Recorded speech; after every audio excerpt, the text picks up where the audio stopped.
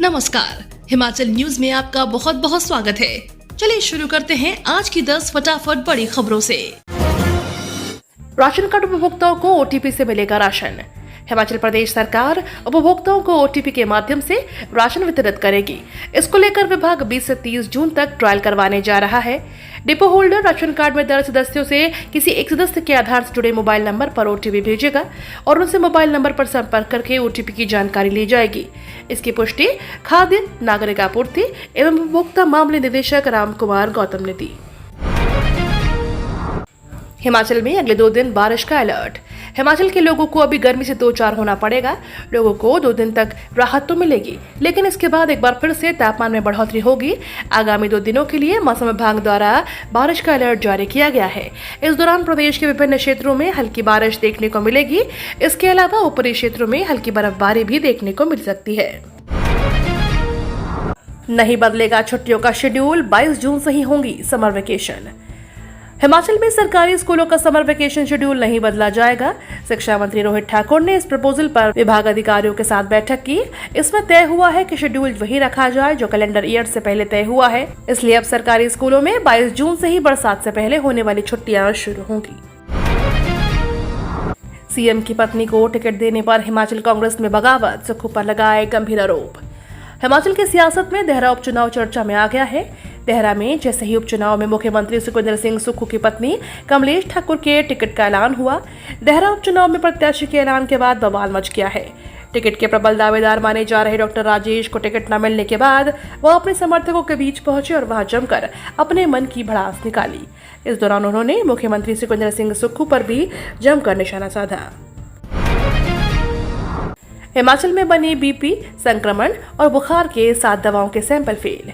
हिमाचल में बनी 7 दवाओं समेत देश भर की 50 दवाएं मानकों पर सही नहीं उतरी। मई माह में ड्रग अलर्ट में इसका खुलासा हुआ है। प्रदेश में संक्रमण, उच्च रक्तचाप, मांसपेशियों की कमजोरी, बुखार, अल्सर और खांसी की दवाओं के सैंपल फेल हुए हैं। सोलन जिले के 4, सिरमौर जिले की 2 व ऊना के 1 दवा उत्पादकों के सैंपल मानकों पर सही नहीं उतरे हैं। केंद्रीय औषधि नियंत्रण संगठन ने देश भर के दवा उद्योगों से सैंपल लिए थे। इसमें हिमाचल के 7 सैंपल सही नहीं पाए गए। न पानी मिल रहा और न सिर्फ आग बढ़ रही, सुक्खू सरकार पर जमकर बरसे अनुराग ठाकुर। हमीरपुर विधानसभा क्षेत्र के उपचुनाव के लिए भाजपा प्रत्याशी आशीष शर्मा के नामांकन के दौरान आयोजित विजय संकल्प रैली में सांसद अनुराग ठाकुर ने कहा कि हिमाचल प्रदेश की कांग्रेस सरकार हर मोर्चे पर फेल साबित हुई। ठाकुर ने कहा कि विधानसभा में ये तीनों उपचुनाव भी लोकसभा चुनाव के साथ हो जाने चाहिए थे, परंतु कांग्रेस ने इसे जानबूझकर विलंब किया। पिछले 16 महीनों में कांग्रेस सरकार ने न सिर्फ राज्य पर कर्ज बढ़ाया है, इनकी सरकार में जंगलों में आग की रिकॉर्ड बढ़ोतरी हुई है और लोगों को पानी नहीं मिल रहा है। हिमाचल सरकार ने पूरा किया महिलाओं को 1500 रुपए देने का वायदा, मुकेश अग्निहोत्री बोले। उप मुख्यमंत्री मुकेश अग्निहोत्री ने कहा कि प्रदेश की कांग्रेस सरकार ने महिलाओं को 1500 रुपए देने का अपना वायदा पूरा कर लिया है। उन्होंने कहा कि बीजेपी प्रदेश की जनता को गुमराह कर रही थी। बीजेपी वाले महिलाओं को कहते थे कि 1500 रुपए के लिए फॉर्म भरने में समय बर्बाद न करें, लेकिन जिला के जिन लोगों ने राज्य सरकार पर विश्वास जताया उनको जून की तिमाही के 4500 रुपए एक मुश्त खाते में डाले गए हैं।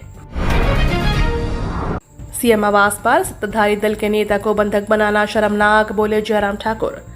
हिमाचल प्रदेश के नेता प्रतिपक्ष जयराम ठाकुर ने कहा कि मुख्यमंत्री सुखविंदर सिंह सुक्खू पर अपनी ही पार्टी के नेताओं को अपने आधिकारिक निवास में बंधक बनाकर अपनी बातें मनवाने का मामला अत्यंत दुर्भाग्यपूर्ण और शर्मनाक है। ठाकुर ने कहा कि जिस तरह के आरोप कांग्रेस के पार्टी के नेता और पूर्व में देहरा से प्रत्याशी रहे नेता ने प्रदेश के मुख्यमंत्री पर लगाए हैं, वैसे आज तक प्रदेश में किसी ने सुना ही नहीं होगा। जिस आवाज से प्रदेश के लोगों को सुविधा और सुरक्षा की गारंटी मिलती है, उसी जगह से पेशे से डॉक्टर एक नेता को डराया धमकाया गया। जेपी नड्डा के घर से बजेगा बगावत का बिगुल। भाजपा के राष्ट्रीय अध्यक्ष जगत प्रकाश नड्डा के आरएसएस के खिलाफ बयान के बाद उनके अपने ही प्रदेश के करीब 2 दर्जन से अधिक नेता बीजेपी के खिलाफ मोर्चा खोलने की तैयारी कर रहे हैं। कृपाल परमार सहित अन्य कुछ नेता इस टीम की कमान संभाल कर सबको एक मंच पर लाने की योजना बना रहे हैं। इसमें कांगड़ा, मंडी, कुल्लू, हमीरपुर सहित अन्य जिलों के कई पूर्व विधायक और पार्टी के बड़े पदाधिकारी शामिल हैं। इन सबके निशाने पर भाजपा अध्यक्ष जेपी नड्डा और पूर्व मुख्यमंत्री जयराम ठाकुर के अलावा अन्य कुछ नेता हैं। 327 इलेक्ट्रिक बसों की खरीद को ग्लोबल टेंडर। ग्रीन हिमाचल बनाने के लक्ष्य के तहत हिमाचल प्रदेश परिवहन निगम ने राज्य के इतिहास में पहली बार 327 इलेक्ट्रिक बसें खरीद करने का ग्लोबल टेंडर किया है। इसमें 297 बसें टाइप 1 की होगी, जिसकी प्रति बस कीमत 1.5 करोड़ के आसपास की है, जबकि बाकी बसें टाइप 3 होंगी, जिनकी कीमत 2 करोड़ के आसपास होगी। राज्य सरकार की योजना विभाग से सैद्धांतिक मंजूरी मिलने के बाद हिमाचल प्रदेश पथ परिवहन निगम ने इसके लिए ग्लोबल टेंडर कर दिया है। कुल्लू से देहरादून के लिए हवाई सेवा शुरू, फ्लाइट में 59 यात्रियों ने भरी उड़ान। प्रदेश के कुल्लू मनाली एयरपोर्ट भुंतर से देहरादून के लिए पहली बार हवाई यात्रा प्रारंभ हो गई है। भुंतर ने पहली बार देहरादून के लिए अलायंस एयर के 72 सीटर विमान ने उड़ान भरी, तो इसके लिए भी यह अमृतसर व दिल्ली के बाद तीसरी क्षेत्र बना है जो कुल्लू से हवाई सुविधा से जुड़ गया है। पहली उड़ान में 59 यात्रियों ने हवाई सफर किया। भुंतर एयरपोर्ट प्रबंधन के अनुसार कुल्लू से देहरादून के लिए 13 यात्रियों ने सफर किया, तो देहरादून से 46 यात्री कुल्लू पहली उड़ान में पहुंचे। हिमाचल को आपदा से बचाएंगे 8 बेली ब्रिज। आपदा में करोड़ों का नुकसान झेल रहे पीडब्ल्यूडी ने मानसून से पहले तैयारियां शुरू कर दी है। विभागीय स्तर पर 8 बेली ब्रिज तैयार किए गए हैं और ब्रिज को अलग अलग सर्किल में बांटा गया है। जरूरत पड़ने पर इन बेली ब्रिज पर प्रभावित जगहों पर शिफ्ट कर दिया जाएगा। पीडब्ल्यूडी ने 18 करोड़ रुपए से यह पुल कोलकाता की कंपनी से खरीदे हैं और इनमें से अभी तक 4 का ही इस्तेमाल हो पाया है, जबकि 8 पुल सुरक्षित है। मोदी कैबिनेट के 5 बड़े फैसले, 14 फसलों की एमएसपी बढ़ाई। प्रधानमंत्री नरेंद्र मोदी की अध्यक्षता में केंद्रीय कैबिनेट की बैठक हुई। इसमें 5 महत्वपूर्ण फैसले लिए गए। सरकार ने धान समेत 14 खरीफ फसलों का न्यूनतम समर्थन मूल्य बढ़ाने को मंजूरी दी है। किसानों के खातों में 2 लाख करोड़ रुपए जाएंगे। इसके अलावा ग्रीन एनर्जी के द्वार खोल दिए गए हैं। वाराणसी में एयरपोर्ट का विस्तार किया जाएगा। 2 लाख गोदाम बनाने का लक्ष्य तय किया गया है। 76,200 करोड़ रुपए से सरकार पालघर के उधावन पोर्ट का विस्तार करेगी। इसमें 12 लाख रोजगार के मौके पैदा होने की संभावना है। हर राज्य में फॉरेंसिक साइंस यूनिवर्सिटी का कैंपस होगा। हीट स्ट्रोक की मार, काम नहीं कर रहे अंग। एक्शन में आई केंद्र सरकार, अस्पतालों को निर्देश। केंद्रीय स्वास्थ्य एवं परिवार कल्याण मंत्री जगत प्रकाश नड्डा ने सभी केंद्रीय अस्पतालों में हीट स्ट्रोक यूनिट शुरू करने के निर्देश दिए हैं। नड्डा ने भीषण गर्मी से उत्पन्न स्थिति से निपटने की तैयारियों की समीक्षा करते हुए ये निर्देश दिए हैं। उन्होंने कहा कि केंद्र सरकार के सभी अस्पतालों में स्पेशल हीट स्ट्रोक यूनिट शुरू की जानी चाहिए।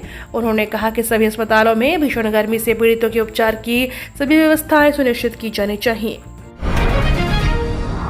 लाल बहादुर शास्त्री एयरपोर्ट का तेजी से होगा विस्तार। केंद्र सरकार ने 2,870 करोड़ रुपए की दी मंजूरी।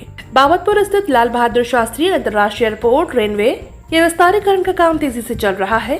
117 हेक्टेयर जमीन की रजिस्ट्री में लगभग 82 हेक्टेयर जमीन की रजिस्ट्री का काम पूरा कर लिया गया है। बाकी जमीन की रजिस्ट्री 15 जुलाई तक कर ली जाएगी। केंद्र सरकार ने एयरपोर्ट के लिए 2870 करोड़ रुपए की मंजूरी मिली है। इससे अब काम में और तेजी आने की उम्मीद है। ये तो थी आज की 10 बड़ी खबरें। डेली खबरों से अपडेट रहने के लिए चैनल को सब्सक्राइब करना बिल्कुल ना भूलें।